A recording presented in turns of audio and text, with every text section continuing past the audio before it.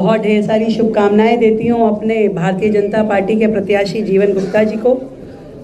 और आज मैं जो पंजाब राज्य में आप सब लोगों के सम्मुख प्रस्तुत हुई हूँ, तो कुछ बातें मुझे बतानी है और कुछ बातें मुझे पूछनी है, इसलिए आज मैं यहाँ आई हूँ। पहले तो पूछ लेती हूँ, जो लोग बड़े बड़े वायदे करके दिल्ली से भागे और आके पंजाब बैठे और फिर से झूठे वायदों के ढोल पीटे, मैं उनसे पूछना चाहती हूं, भाई क्या हुआ तेरा वादा? जो वादा करी थी उन सभी बातों का जवाब आदरणीय केजरीवाल जी कृपया देने का कष्ट करें। मुख्यमंत्री जी से नहीं पूछना चाहती मैं, क्योंकि मुख्यमंत्री जी तो केवल मखौटा हैं, सरकार तो दिल्ली से चैनलाइज हो रही है। एक जो वायदा किया था पंजाब की बहनों को 1000 रुपए देंगे, तख्तियां लेके महिला सम्मान निधि, महिला सम्मान निधि 3.5 साल में 1000 छोड़ो 1 रुपया भी दिया क्या? कृपया जवाब दें माननीय केजरीवाल जी। जो किसानों से एमएसपी का वादा किया था, क्या किया, दिया क्या? 3.5 साल की सरकार हो गई। जब आंदोलन से ये पार्टी सत्ता में आई, वीआईपी कल्चर खत्म कर देंगे, सत्ता का लोभ नहीं है, कुर्सी का लोभ नहीं है। मैं पूछना चाहती हूँ, दिल्ली की जनता ने जब आपको वहां से उखाड़ा, भगाया, तो किस सत्ता के लालच में आके पंजाब के साथ चिपक गए भाई? फिर आप कहते हैं वीआईपी कल्चर, तो क्यों यहां पंजाब के पैसों से, जनता के खून पसीने की कमाई से पूरी की पूरी आपकी दिल्ली कैबिनेट पंजाब पे शासन कर रही है? आपके सारे दिल्ली के अधिकारी पंजाब में बैठ करके यहाँ की रोटियां तोड़ रहे हैं, यहाँ की गाड़ियां, यहाँ के बंगले, यहाँ के पैसे, यहाँ का खर्चा क्यों करवा रहे हो भाई? किस वीआईपी कल्चर के नाते करवा रहे हो?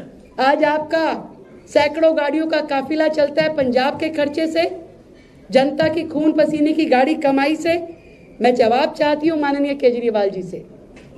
वो स्वास्थ्य व्यवस्थाएं जो आपने पंजाब के लिए कही, पिंड क्लिनिक खोलेंगे, क्या खोल दिए क्या?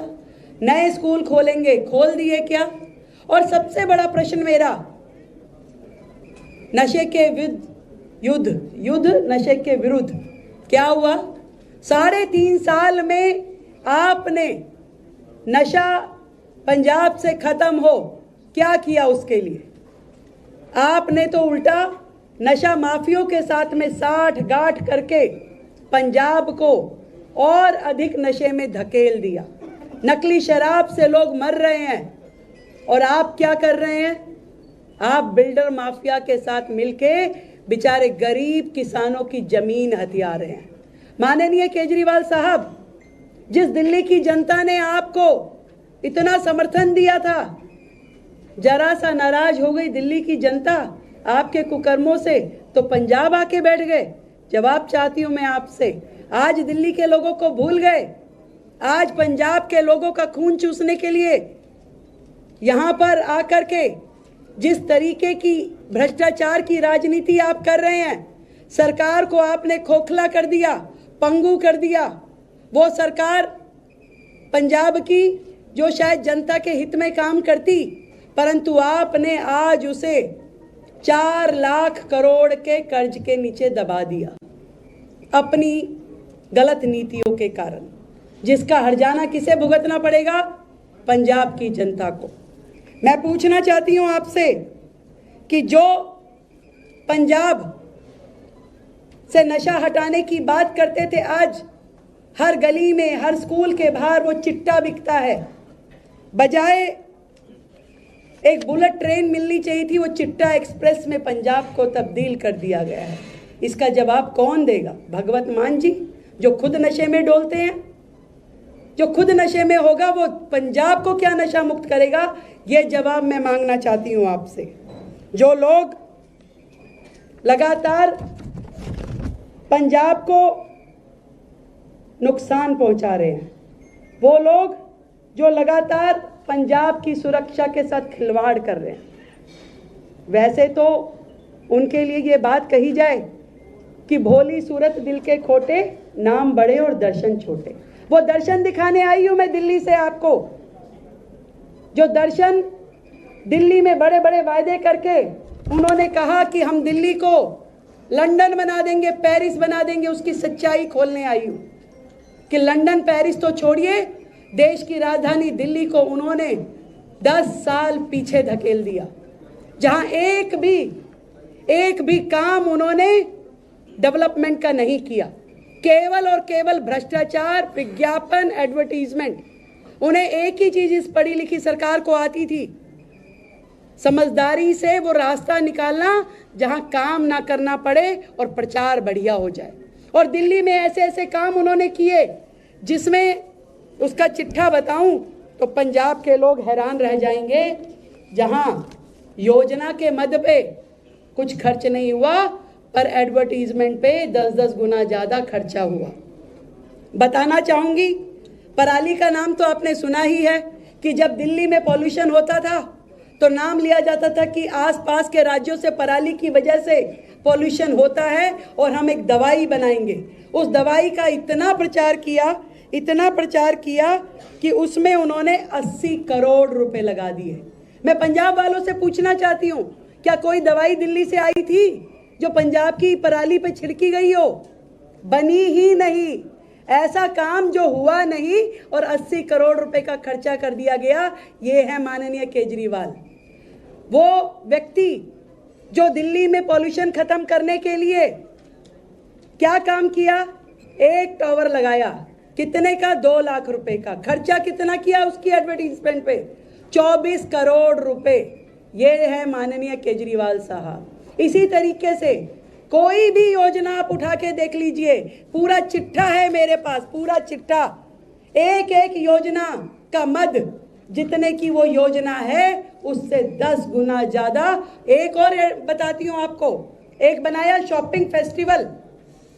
वो शॉपिंग फेस्टिवल की एडवर्टीजमेंट पे खर्चा किया 25 करोड़।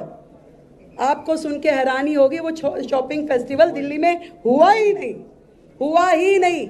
ये हैं केजरीवाल जी और इनकी आम आदमी पार्टी। और इसलिए मैं आज आप लोगों को बताना चाहती हूँ कि इनके झांसे में ना आइएगा। 3.5 साल बीत गए, उनके किए हुए वादे का वाह भी अभी लिखा नहीं गया। 1.5 साल में बड़े बड़े वादे करने वाले कि 1.5 साल में हम क्या दे देंगे। ये ऐसे लोग हैं जिन्हें ना जनता से प्यार, ना राज्य से प्यार, ना देश से प्यार। आज ऑपरेशन सिंदूर जब होता है, देश में पूरी कश्मीर से लेकर के कन्याकुमारी तक हर व्यक्ति खुश है, प्रसन्न है। मैं आज केजरीवाल जी आपसे पूछती हूँ, आपके मुंह में क्यों गोंद लग गई भाई? आप नहीं बोल रहे, आपके सांसद कुछ क्यों नहीं बोल रहे? एक शब्द आपके मुंह से देश की सेना के लिए अच्छाई का निकला नहीं। ऊपर से आपके लोग भद्दी टिप्पणियां करते हैं देश की सेनाओं के ऊपर। मैं आपसे सवाल पूछती हूँ, ये जो ऑपरेशन सिंदूर हुआ, आज दिल्ली में बैठा हुआ व्यक्ति वो महसूस नहीं कर सकता जो पंजाब में व्यक्ति रह करके उसका दिल कांपता है जब सामने से मिसाइल आने की बात होती है, तोप आने की बात होती है। परंतु ये नरेंद्र मोदी जी का नेतृत्व था जिसके कारण से जिस तरीके की व्यवस्थाएं और सुरक्षा एयरड्रोम जोन यहाँ बनाया गया, एक भी ड्रोन, एक भी मिसाइल पंजाब की सरहद को क्रॉस नहीं कर सकी। ये नरेंद्र मोदी जी की निर्णय क्षमता थी और उनके द्वारा विकास पे किया हुआ, वो डिफेंस पे किया हुआ खर्चा था, जिसके कारण से आज पंजाब सुकून में है। आपसे एक शब्द मुंह से नहीं निकला देश की केंद्र की सरकार की बड़ाई में। उल्टा आप जब बोलते हैं देश की सेनाओं के खिलाफ बोलते हैं। देश दुश्मनों के साथ खड़े हुए दिखाई देते हैं। मैं आपसे सवाल पूछना चाहती हूँ कि आखिर आपका इस मातृभूमि से, इस पंजाब की वीरों की धरती से कुछ संबंध है या नहीं है? मैं आपसे सवाल पूछना चाहती हूँ भाई, आज आप झूठी पंजाबियत दिखाते हो। जब आप 10 साल दिल्ली में राज किया, एक भी पंजाबी मंत्री, सिख मंत्री आपकी कैबिनेट में कभी नहीं रहा।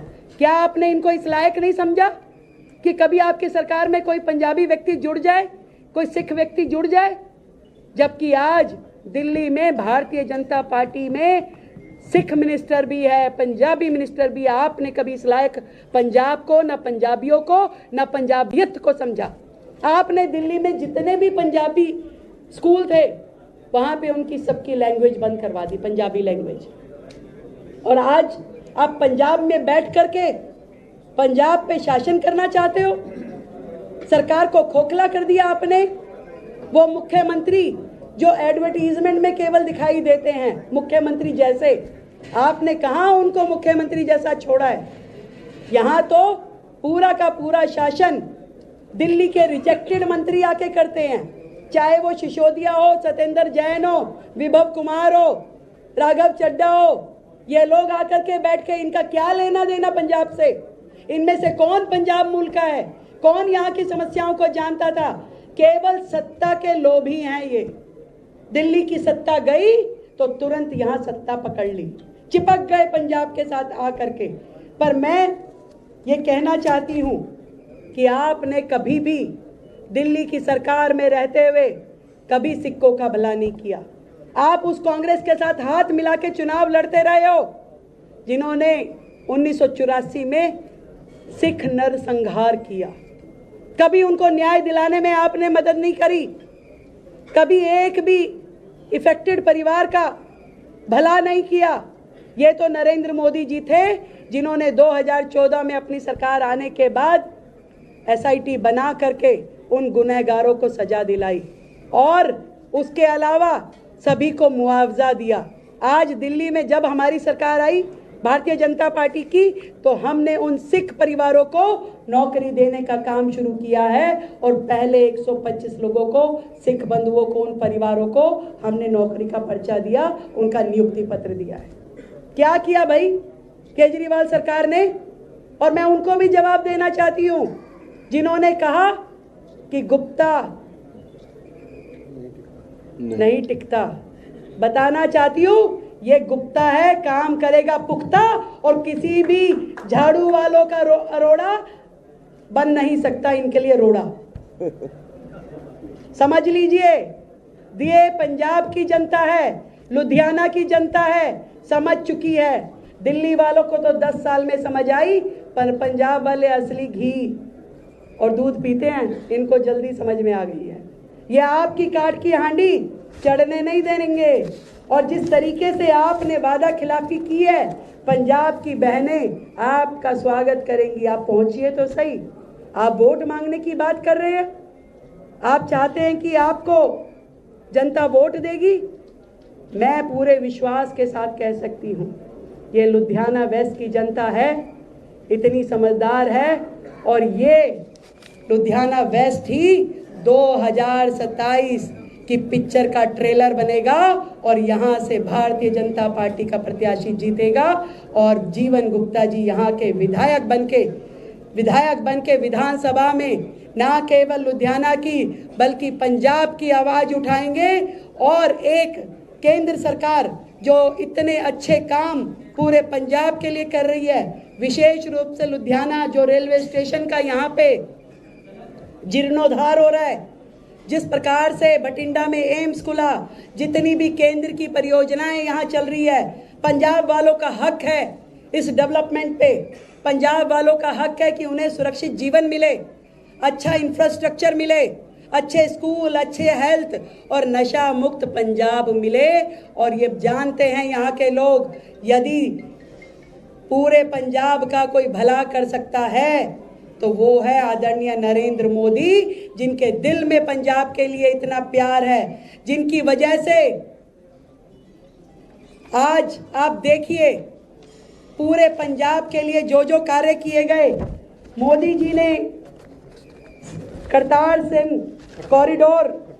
करतारपुर कॉरिडोर जो खोला, सिख समाज के लिए कितनी बड़ी बात थी।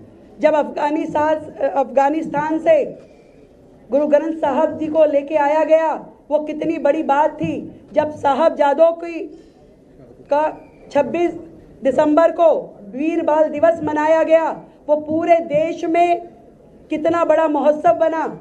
जब गुरु नानक साहब की 550वीं जयंती को इतना भव्य स्वरूप दिया गया, वो हमारे पूरे के पूरे सिख समाज के लिए कितना बड़ा सम्मान था।